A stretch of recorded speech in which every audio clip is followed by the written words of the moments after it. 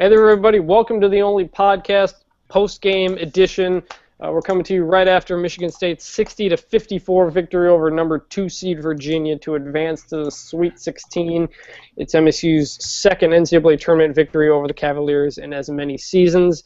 A game that not many predicted MSU would win. I think Ken Pom had about 25%. MSU was up against quite a bit, but defensive intensity stepped up. They held Virginia to 29% shooting, made enough free throws at the end to keep them at arm's length, and MSU's going back to the Sweet 16. I'm joined here by the Only Colors managing editor Joe Toohey and the Only Colors contributor Jeremy Warnamundi. I guess to start off, we'll start with Joe. Your just kind of your initial reactions after that game. Are there words that I could use? I don't know. It's I'm over the moon. This is the best win of the season by far. They were able to sort of finish off a similar game, almost that they had against Wisconsin, and the defense was unbelievable, and it was even more impressive that they were able to do it with Valentine being in foul trouble for really significant chunks of the game. And considering that Travis Trice had that big lull in terms of how much he was able to contribute, at the very beginning he had 13 points really quick, and then from that point until about midway through the second half he didn't score at all. For MSU to be able to sort of hang on during that time frame was really huge. Yeah, and it's a game that MSU almost led start to finish, really. They gave up, I think, the first bucket and then held them off the rest of the way. There was a spot early in the second half. I think it was the second half, when Virginia had a three-pointer to take the lead. They miss it, quickly turns into an MSU run and turns into a 10-point lead, and they were able to, again, keep them at arm's length. Jeremy, your initial impressions coming out of the game?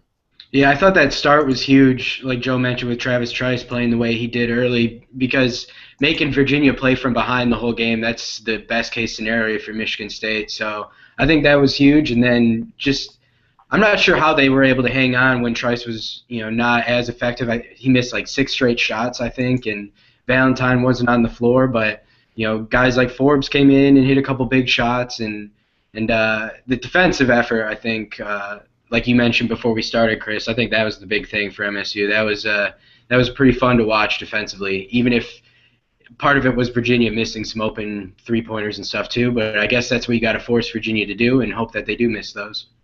Yeah, I thought the first half really, it's the whole half, but it really set the tone. MSU got confidence right off the bat. I know Virginia obviously had the number one defense coming into this game. You start off with a quick 13, 15 points. You get the confidence off the bat. And then after Nairn and Valentine go out with 2 fouls, MSU only scored 8 points from the final 13-plus minutes of the half.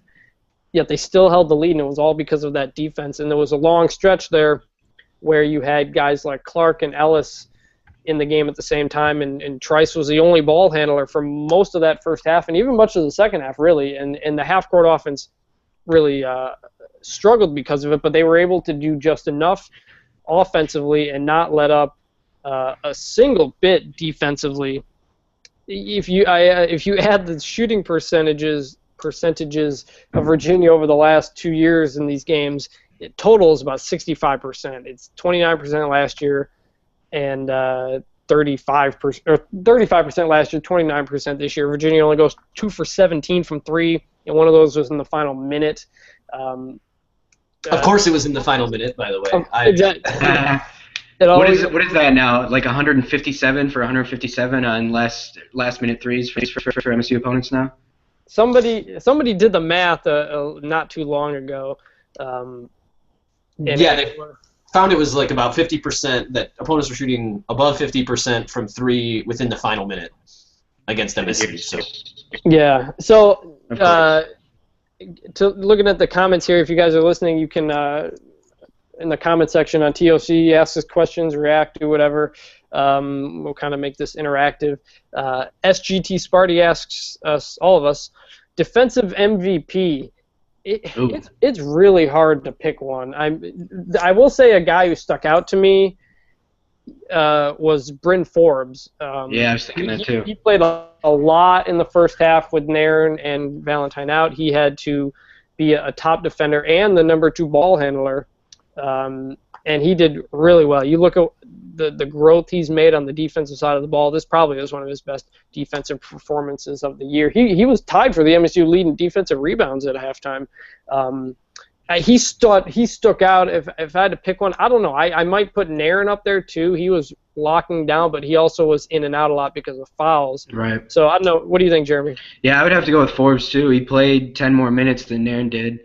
So I think that was huge to get, because usually with Forbes you get him playing time and try and get him some shots on offense, but he was a lockdown defender today, and that's huge when you can have that from him. But yeah, I don't know. I mean, Dawson had a couple blocks and stuff, but it seemed like every time he went to go and make a block, it resulted in an offensive rebound for Virginia, and that wasn't ideal. So I really liked what Forbes did defensively, mostly because it was so out of the ordinary, I guess.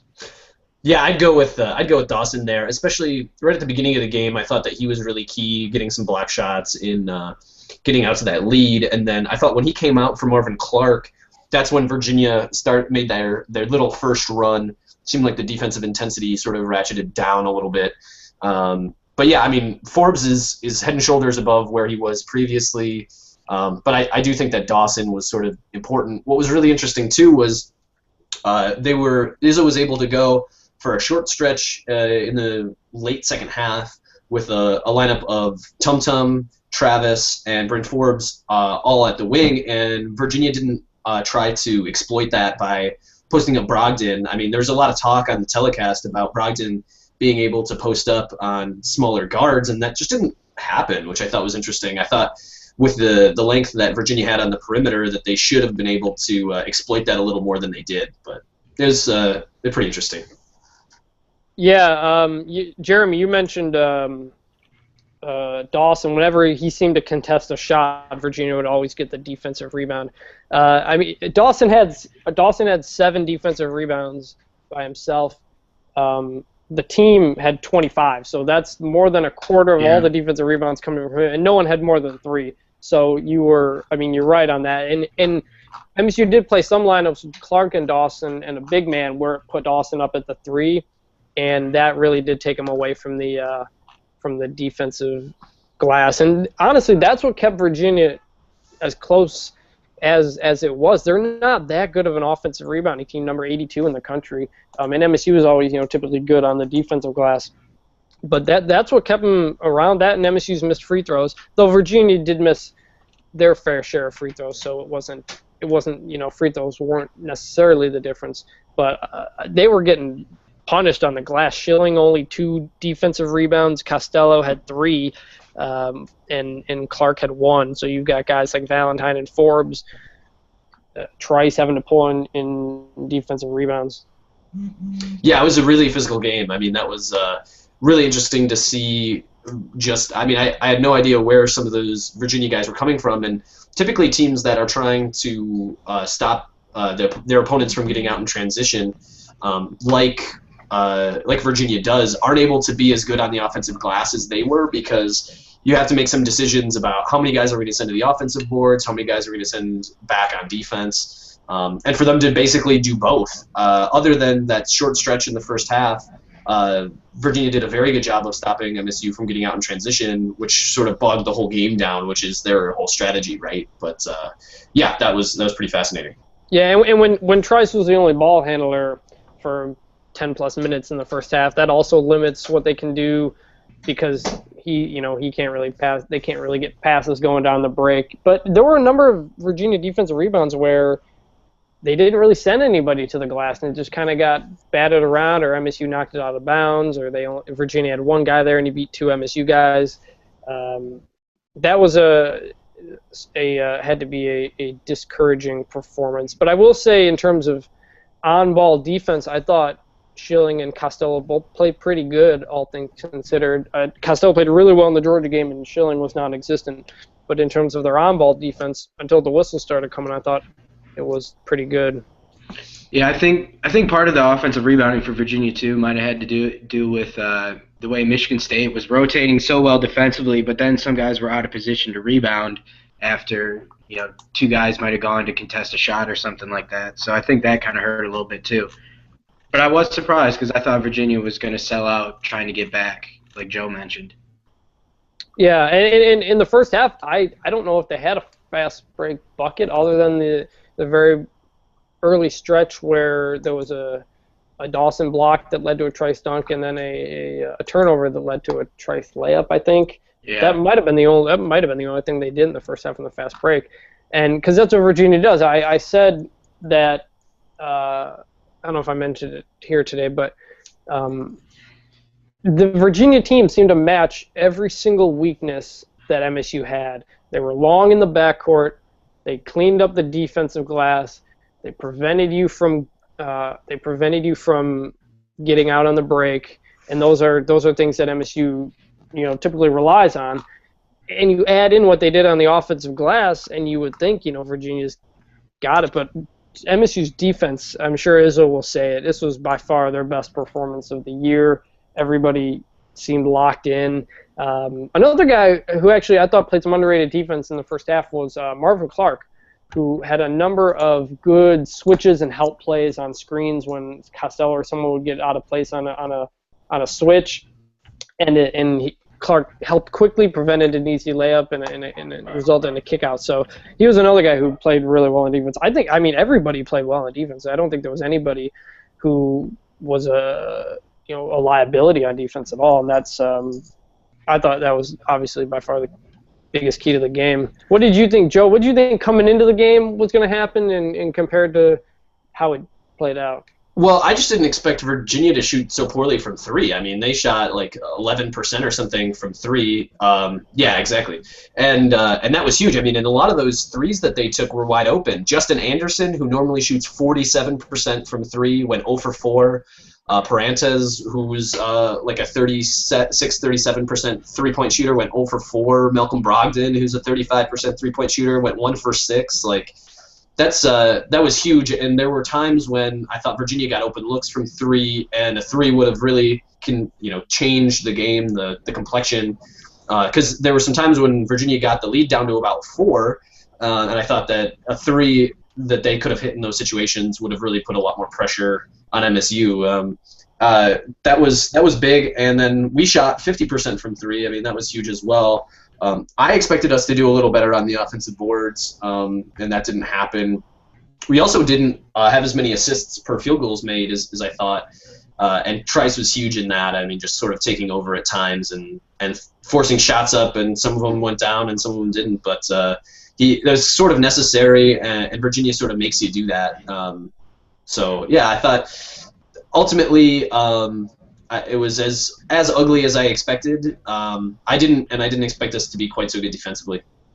Yeah, and you mentioned Anderson. He was a guy who Izzo said in the pregame was NBA caliber. He was coming off a hand injury, and I think an appendectomy. I don't know if it was him or someone else, but he was coming off injury, and they had lost 2 of their 3 games, 2 of 3 games coming into the tournament without him doing much of anything. He was 0 for 6 since he had come back from injury leading into the tournament. Then he went 4 for 6 against Belmont, looked pretty good, and was put into the starting lineup for this game. So you figured he was going to be a big key for Virginia. He only goes 2 for 7, shooting 0 for 4 from 3, like you said. Only 1 rebound, 2 turnovers, no assists, only 8 points. So he did not do much of anything, and I think that was big because Virginia, with him at full strength and clicking, was obviously a different team. They only lost 2 regular season games all year, and it was obviously key. I think Virginia had lost 3 games by a total of 12 points, and then you got a 6-point loss here. So Jeremy, in terms of, we were talking before we started, you didn't think MSU had much of a chance in this one. How did it play out compared to what you maybe thought was going to happen? I mean, that's the way MSU needed to win, I think. Joe mentioned that it was ugly, but still, MSU offensively, they only turned it over 6 times and shot 50% from 3 and 42% from the field. And I mean, you knew there were going to have to be some big shots that Michigan State was going to have to hit, and Trice came through with most of those early because Virginia doesn't make it easy defensively, so you have to be able to hit those contested threes a lot of the time. So I think that was huge, but I was also surprised they only turned it over 6 times. I thought Virginia would be able to force more turnovers, but MSU, all things considered, I think looked pretty crisp for playing against the best defensive team in the country. Right. I mean, they finished shooting, 42.5%, only 6 turnovers for the game. I think they had 5 turnovers in the first half. So, yeah, and Joe, you mentioned only 7 assists. They also only had 17 field goals. They had the same amount of field goals as Virginia, but the Cavaliers took 17 more shots, which is pretty remarkable, and it still wasn't able to come through. Yeah, I thought the other big thing there was the free throw shooting at the end of the game. I mean, MSU started out 2 for 7 from the line, and then in the second half was 18 for 26, which, especially down the stretch, it seemed like they weren't missing both at least any given time. At least they were splitting pairs, even when guys like Schilling got to the line. And that's huge for just confidence. Yeah, I agree with that. And the interesting thing too is the refs were just terrible both ways, I thought. Yeah, I was gonna bring that up next. So yeah, I mean that was it was just bafflingly inconsistent, right? There would be times when guys would get mugged in the post, and then they'd come back and call a touch foul on Tum Tum, or call a touch foul on Virginia too. I mean, I had no idea from possession to possession, what type of contact would be allowed and what wouldn't. Virginia hedges really hard on ball screens, and their bigs end up making a lot of contact with the ball handler in those situations. And then they called it against Nolte at the end, even though they hadn't been calling that a foul the entire game, which ended up being kind of a big call because a stop there would have been pretty big for Virginia. But that was it was just baffling. Yeah, MSU had 5 fouls in the first half, 14 in the second half. Neither team got to the bonus in the first half. Virginia finished with 18 fouls. It was just like so many games you watch where look at that clean in the first half, it bodes well, and then all of a sudden the whistle just come out of nowhere in the second half. Like, just so much ticky-tack that it's not consistent is the biggest problem. And then there was a stretch where MSU got a couple of calls to go its way, but that had come after a double dribble and a travel for Virginia that had been called. Every time the whistles start to get going, it always feels like it just turns into a makeup call contest. Like, I called that chippy one, so it's gonna be a chippy one, and it just adds up, and it just gets all messy, and it's not fun to watch. And that's a big part of why college basketball is hard to watch sometimes, because it's just incredibly inconsistent. Yeah, I agree completely with that. It's there. For a game that was pretty slow, especially in the first half. I mean, it was actually relatively watchable. I mean, ugly in some ways, but less so than I sort of expected. I guess I expected it just to sort of bog down a little more than it did. I guess when a bunch of fouls get called, it sort of speeds up the action. Strangely, I mean, you end up with a lot more possessions. So, I mean, in some ways that almost helped, but you still hate to sort of just see guys parading to the line for 7-8 minutes, something like that. Virginia went almost like 10 minutes without a field goal, and they stuck right there with MSU because of all the free throws, some of which were legit, some of which weren't. But I was impressed though that game never really got down to a one-possession game hardly at all in the second half. It did once. It was one possession in the second half. I think it was something like 24-22 or something like that. Okay. And Virginia took a 3 to take the lead. Yeah. And missed it. Turned into an MSU run, and suddenly MSU was up 10.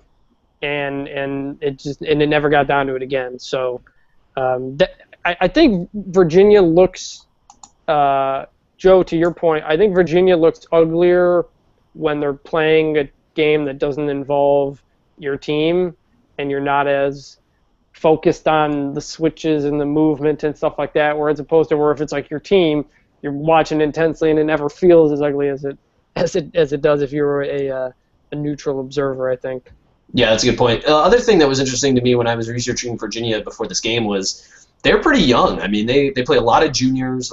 They don't lose very many players for next year. I don't think that very many or any of those guys are going to go pro early. I mean, maybe Justin Anderson, but that seems relatively unlikely too. So, it wouldn't surprise me if we ended up seeing a Virginia team in the tournament next year if something like that was to happen again. I mean, they're going to be good for next year again, at least. And a lot of people are using this as they did last year to take down Virginia's style of play. They're not as good as think. I don't think that's the case at all. I think you can't say Virginia's a fraud and at the same time necessarily credit MSU and Izzo for being like amazing or something. Virginia's a very good team. They proved that over the course of 2 years. They just twice ran into a style of team that they couldn't overcome. And I think if you're a Virginia fan, if you look back at these 2 years, you got to be just cringing and hating Brandon Dawson and Tom Izzo because you've got two teams that probably deserve more than they will end up with. Yeah, I agree with that. I do think that it really helps that we get to play Wisconsin pretty often because it does. And it's been a week ago too. Helps. Yeah, exactly. Yeah, I think that's really helpful. If there's someone who has coached against that style of offense for years and years and years, it's Izzo. So MSU will advance to play the winner of Oklahoma versus Dayton, which is later today. I believe MSU is going to Syracuse. Is that where the regional is? I didn't even look. Yeah. Yes, it is. Yeah. Is that the Carrier Dome then, I assume? Yeah, what else is in Syracuse? Yes, I was in for sure. So that's a little bit closer for MSU fans. They'll be there. And we'll briefly talk about this bracket.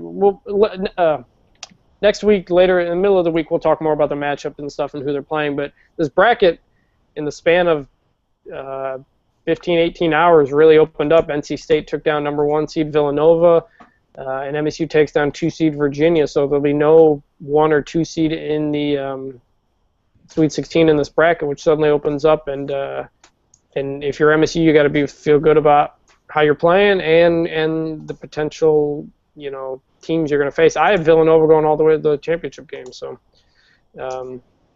you guys, as we wrap up, your brief thoughts on the region and where they're kind of at.